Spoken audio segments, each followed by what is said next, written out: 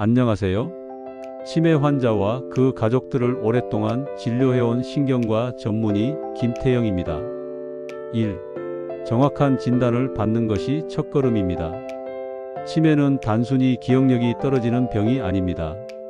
우리가 흔히 알고 있는 알츠하이머형 치매 외에도 뇌졸중 후에 생기는 혈관성 치매, 환각이나 행동장애가 먼저 나타나는 루이소체 치매, 젊은 나이에도 발생할 수 있는 전두축두엽 치매 등 원인과 진행 양상이 전혀 다른 다양한 유형이 존재합니다. 그렇기 때문에 단순히 치매 같습니다 라고 말하는 것만으로는 정확한 돌봄이 어렵습니다. 뇌 MRI, 뇌혈류 검사, 인지기능 검사, 일상생활 평가 등 정밀하고 체계적인 진단이 반드시 선행되어야 합니다. 환자의 병명을 분명히 아는 것은 앞으로 어떤 약을 써야 하는지, 어떤 행동이 나타날지, 또 어떤 돌봄 전략이 필요한지를 판단하는 나침반이 되어줍니다. 2. 매일 일정한 일과표를 만들어 주세요. 치매 환자들이 가장 힘들어하는 것이 무엇인지 아십니까? 바로 예고 없는 변화입니다. 치매로 인한 인지 기능 저하는 단순히 기억력만 저하되는 것이 아닙니다. 시간 감각이 흐려지고 순서에 대한 인식이 사라지기 시작합니다. 아침인지 저녁인지 밥을 먹었는지 아닌지 이런 질문이 반복되는 이유도 그 때문입니다. 그래서 저는 환자 가족분들에게 꼭 이렇게 권합니다. 매일 같은 시간에 같은 일과를 반복해 주세요. 아침 7시에 기상, 8시에 식사, 10시에 산책 또는 가벼운 활동, 오후 2시에 간단한 놀이, 퍼즐, 음악 듣기, 저녁 6시에 식사, 8시에 세안 후 잠자기 준비, 9시에 취침. 이처럼 반복적이고 안정된 루틴은 환자에게 하루를 예측할 수 있는 시간의 질서를 만들어줍니다. 그리고 이 일상은 단순한 편의가 아니라 혼란과 불안을 예방하는 강력한 치료제입니다. 특히 한국처럼 대가족에서 간병을 나눠 맡는 경우 돌봄에 참여하는 가족이 달라질 때도 공통된 일정표가 있다면 환자의 혼란을 크게 줄일 수 있습니다. 할머니, 지금은 산책 시간이니까 우리 슬슬 나갈까요? 어르신, 이따가 3시엔 좋아하시는 노래 들을 시간이 있어요. 이렇게 말하면 환자는 훨씬 편안한 얼굴을 하게 됩니다. 중요한 건 일과표가 딱딱한 규율이 아니라 예측 가능한 하루의 흐름이 되어야 한다는 점입니다. 치매 환자에게 있어 일과표는 기억을 자극하는 안내판이자 심리적인 안정감을 주는 안전벨트입니다. 특히 우리나라처럼 가족이 주로 간병을 맡는 문화에선 진단의 중요성이 더 큽니다. 치매를 나이 들어 생기는 자연스러운 현상쯤으로 여기다 보면 초기 대응이 늦어지고 치료 시기를 놓쳐 가족 모두가 더 큰 고통을 겪게 되는 경우가 많습니다. 60세 이상 어르신이라면 조금이라도 기억력 저하, 성격 변화, 길 찾기 어려움 등의 증상이 보일 때 가까운 치매안심센터, 보건소, 신경과 정신건강의학과를 찾아 정확한 평가를 받는 것이 중요합니다. 진단은 끝이 아니라 이제부터 시작되는 돌봄 여정의 가장 첫 관문입니다. 정확히 알고 나면 그만큼 현명하게 준비할 수 있습니다. 3. 감정이 아닌 행동에 집중하세요. 왜 자꾸 그러세요? 그만 좀 하세요. 이런 말을 가족분들이 진료실에서 너무 자주 하십니다. 환자가 갑자기 화를 내고 소리를 지르거나 같은 질문을 수십 번 반복할 때 당황스럽고 속이 터지시는 마음 정말 이해합니다. 하지만 그 행동을 있는 그대로만 보시면 가족도 환자도 지쳐갑니다. 중요한 건 그 행동 뒤에 숨은 감정을 읽는 겁니다. 치매 환자의 이상 행동은 대부분 단순한 고집이나 성격 탓이 아닙니다. 대부분은 불안, 두려움, 통증, 외로움 같은 표현되지 못한 감정이 행동으로 나타나는 것입니다. 예를 들어볼까요? 화가 난 듯 고함치는 경우, 실제로는 주변 환경이 낯설거나 본인이 뭘 해야 할지 몰라서 두려운 것입니다. 지금 어디가 낯설게 느껴지세요? 라고 물어보세요. 옷을 벗으려 하거나 반복해서 방문을 여닫는 경우 배뇨감이나 배고픔 혹은 단순한 탈출 욕구일 수도 있습니다. 화장실 가고 싶으세요? 배 안 고프세요? 라고 다정하게 여쭤보세요. 계속 같은 말을 반복하는 경우 그것이 자신의 정체성을 지키기 위한 자기 확신의 표현일 수도 있습니다. 그 말씀은 중요하신 기억이네요. 어떤 일이 있었는지 더 들려주세요. 이렇게 공감해 주시면 환자는 훨씬 차분해집니다. 특히 우리나라처럼 가족 중심의 돌봄 문화에서는 환자의 말과 행동을 자식이나 배우자 입장에서 감정적으로 반응하기 쉽습니다. 하지만 돌봄의 중심은 감정을 맞대는 것보다 감정을 읽어내는 것입니다. 때론 말보다 손을 잡아주는 게 왜 그러냐는 말보다 괜찮다는 눈빛이 더 큰 위안이 됩니다. 치매는 뇌의 병이지 사람의 품성은 아닙니다. 사람은 여전히 그 안에 있고 우리는 그 사람을 다시 바라봐야 합니다. 4. 설명보다는 동조가 필요합니다. 치매 환자를 돌보다 보면 이런 상황을 종종 겪게 됩니다. 우리 아버지는 언제 오시나? 아기 밥은 챙겼니? 분명 돌아가신 부모님을 찾거나 이미 성인이 된 자식을 어린아이처럼 걱정하는 모습이죠. 이럴 때 가족분들은 당황하셔서 이렇게 말씀하십니다. 아버지는 돌아가셨어요. 그 애는 벌써 40이 넘었어요.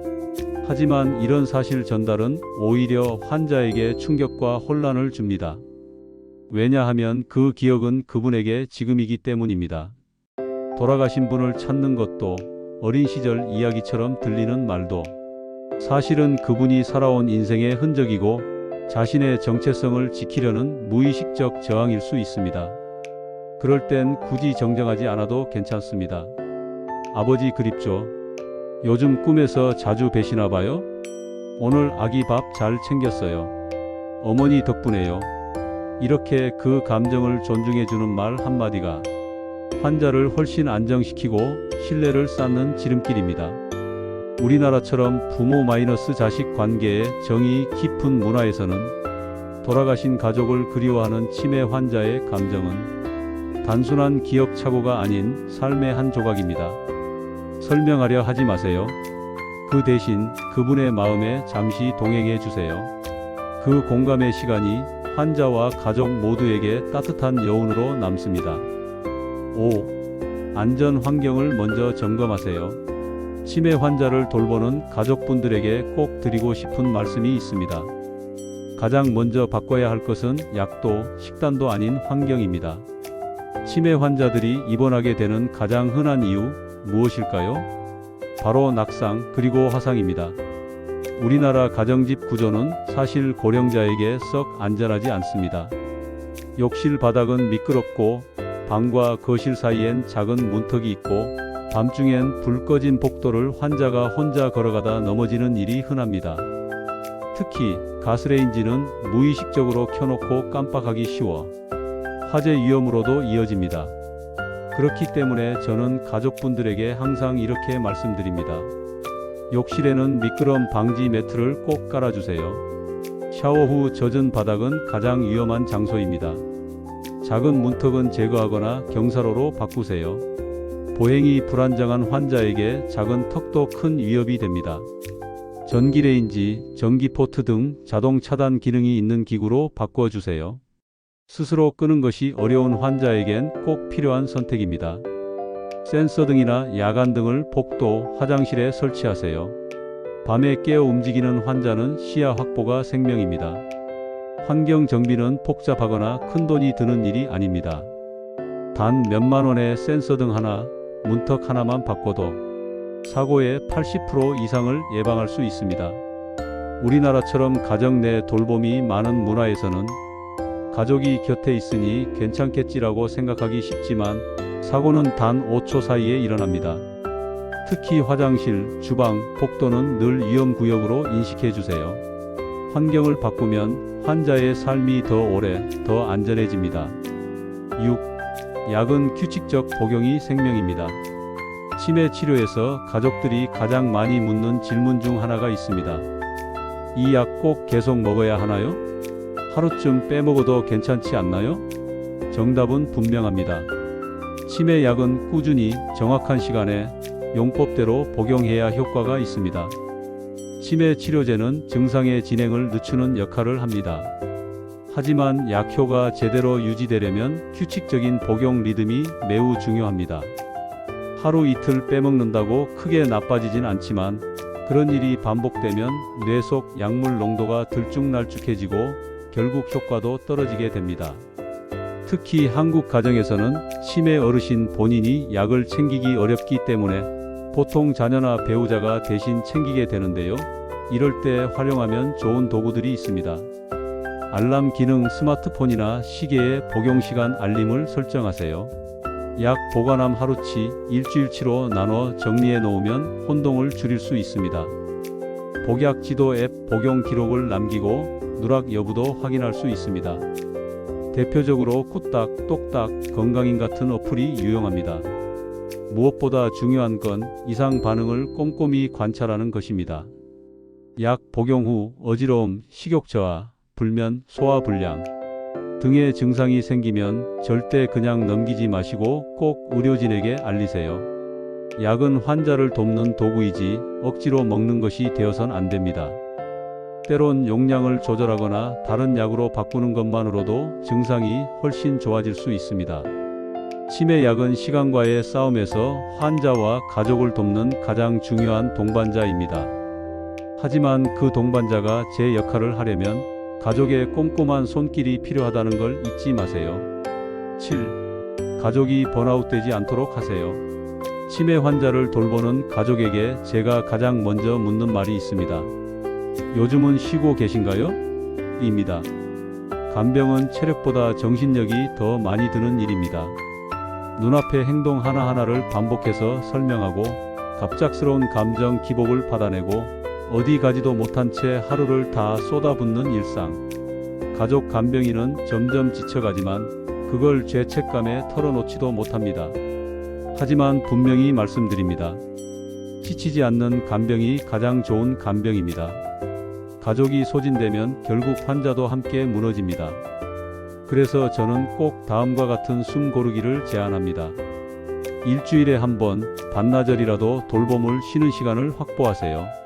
형제나 친척 혹은 지인이 하루만이라도 대신해 준다면 돌봄은 다시 지속 가능한 돌봄이 됩니다. 혼자 다 하려고 하지 마세요. 한국에는 전국적으로 치매 안심센터가 있으며 전화 한 통이면 방문 요양, 주간 보호, 단기 보호 서비스를 연계받을 수 있습니다. 자신을 돌보는 시간을 정기적으로 갖는 것, 그것이 환자를 위한 일입니다. 병원에서는 이를 가족 간병자의 회복 프로그램이라고 부르며 이미 많은 연구에서 간병자 건강이 환자 예후에도 영향을 준다고 보고되고 있습니다. 돌봄은 사랑이지만 지속되려면 여백이 필요합니다. 쉬어가는 날이 있어야 다시 웃으며 맞이할 수 있습니다. 힘들 땐 꼭 기억해 주세요. 오늘 내가 쉰 만큼 내일 내가 더 잘 돌볼 수 있다. 8. 지속적인 자극은 뇌 건강을 지킵니다. 치매는 치료보다 관리와 유지가 핵심인 병입니다. 그 중심에는 바로 지속적인 뇌 자극이 있습니다. 어르신이 퍼즐을 하시던데 이게 정말 도움이 될까요? 산책은 얼마나 자주 해야 하나요? 많은 보호자분들이 이런 질문을 주시는데요. 정답은 즐겁고 계속할 수 있는 수준이면 OK입니다. 치매 환자의 뇌는 마치 운동 부족한 근육과 같습니다. 너무 무리하면 다치고 너무 쉬면 약해지지요. 그래서 적당한 자극이 가장 중요합니다.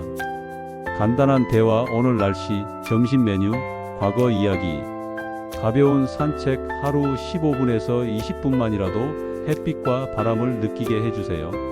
색칠하기, 퍼즐 맞추기, 색감, 형태, 손의 움직임을 동시에 자극합니다. 음악 듣기 익숙한 옛 노래는 감정과 기억을 깨우는 열쇠입니다. 하지만 중요한 건 억지로 시키지 말아야 한다는 점입니다. 너무 어렵거나 관심 없는 활동을 강요하면 오히려 스트레스와 혼란을 유발할 수 있습니다. 예를 들어 숫자 계산을 싫어하시는 어르신께 갑자기 스토크를 시키는 건 좋은 자극이 아니라 좌절의 경험이 될 수 있습니다. 반대로 꽃그림 색칠하기를 하며 예쁘다고 칭찬받는다면 환자는 소중한 성취감과 자존감을 느낍니다. 그 감정이 뇌를 건강하게 유지시키는 원동력이 됩니다. 무엇을 하느냐보다 함께하고 칭찬해주는 분위기가 핵심입니다. 작은 활동이라도 꾸준히 환자의 리듬에 맞춰 지속해 주세요. 치매 진행을 늦추는 것은 약이 아니라 일상의 따뜻한 자극입니다. 9. 낮 활동을 늘리고 밤엔 조용하게. 치매 환자를 돌보는 가족분들이 많이 하시는 말씀 중 하나가 있습니다. 낮에는 멀쩡한데 밤만 되면 말도 안 되게 뒤척여요. 새벽에 일어나 돌아다녀서 가족들이 다 잠을 못 자요. 사실 치매 환자의 수면장애는 매우 흔한 증상입니다. 낮밤이 바뀌고 잠들기 어렵고 새벽에 깨어나 활동하는 경우도 많습니다. 이럴 때 가장 중요한 원칙은 낮에는 활기 있게, 밤에는 조용하게입니다. 낮에는 햇빛을 쬐며 산책하거나 가벼운 활동을 유도하세요. 햇빛은 뇌 속 생체 시계를 바로잡는 데 가장 효과적인 자극입니다. 하루 20-30분 정도라도 바깥 공기를 쐬게 해주세요. 오후 늦게부터는 자극을 점차 줄이세요. 저녁 식사 후엔 조명을 조금 어둡게, 텔레비전도 줄이고 잔잔한 음악이나 따뜻한 차 한 잔으로 분위기를 차분히 만들어주세요. 취침 시간은 일정하게, 낮잠은 30분 이내로 제한하세요. 낮잠을 오래 자면 밤잠이 방해받고 결국 악순환이 이어집니다. 수면 유도제나 멜라토닌 보충제는 꼭 전문의 상담 후 사용하세요.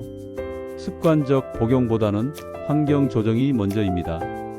우리나라의 가정 구조에서는 어르신 방이 거실과 가까운 경우가 많아 TV 소리나 대화 소리로도 잠이 방해될 수 있습니다.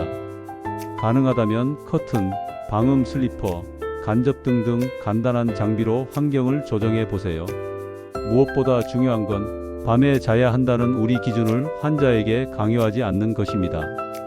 어르신의 리듬에 맞춰가면서 서서히 유도하는 것이 가장 효과적입니다. 밤의 평화는 낮의 활동에서 시작됩니다. 하루가 정돈되면 밤도 고요해질 수 있습니다. 10. 비상상황 대응 매뉴얼을 준비하세요. 치매 환자 돌봄에서 가장 무서운 순간은 무엇일까요? 바로 갑자기 사라졌어요. 라는 전화를 받을 때입니다. 실제로 환자가 집 밖을 나간 후 길을 잃고 배회하거나 사고를 당한 사례는 생각보다 많습니다. 또한 고집, 낙상, 자해, 약 복용 거부 등 예측 불가능한 돌발 행동도 치매 환자에게 자주 나타납니다. 이런 순간 가족의 당황은 환자에게 더 큰 위험으로 이어집니다. 그래서 제가 가장 강조하는 것이 있습니다. 바로 비상상황 대응 매뉴얼을 미리 준비하라는 것입니다. 병원 연락처, 진단명, 약 목록, 알레르기 정보는 종이로 출력해 환자 외출 시에도 함께 지닐 수 있도록 지갑, 가방에 넣어주세요. GPS 위치 추적기, 손목밴드, 배회 방지 스티커는 반드시 착용하도록 하세요. 특히 배회가 잦은 어르신이라면 보건소나 치매안심센터에서 위치 추적 장치 지원 서비스를 받을 수 있습니다. 비상연락처 메모를 현관문, 전화기 옆, 냉장고 문에 붙여두세요. 낙상이나 외출 중 실종 시 이 메모가 골든타임을 지켜줄 수 있습니다. 주요 행동 유형, 민감한 상황, 진정 방법 등은 가족 간 공유하세요. 화날 때는 말리지 말고 시간을 줘야 해. 밤에 울 때는 조용히 손만 잡아줘. 이런 정보가 위기 대응에 큰 힌트가 됩니다. 우리나라는 가족이 직접 환자를 돌보는 문화가 강합니다. 그래서 더욱 매뉴얼화된 대응이 필요합니다. 준비는 어쩌면 단 한 번이지만 그 한 번이 가족을 지키는 열쇠가 됩니다. 비상 상황은 언젠가가 아닙니다. 내일이 아닌 지금 대비하세요. 치매는 기억을 잃는 병이지만 사랑과 배려는 끝까지 남아있는 감정입니다. 여러분의 정성 어린 돌봄은 환자에게 가장 강력한 치료입니다. 하지만 그 돌봄을 지속 가능하게 하기 위해선 가족 자신도 건강하고 안전해야 합니다. 지금 이 순간에도 환자 곁을 지키고 계신 모든 가족 여러분께 진심 어린 존경과 응원의 말씀을 드립니다. 감사합니다. 구독과 좋아요는 건강의 첫걸음입니다.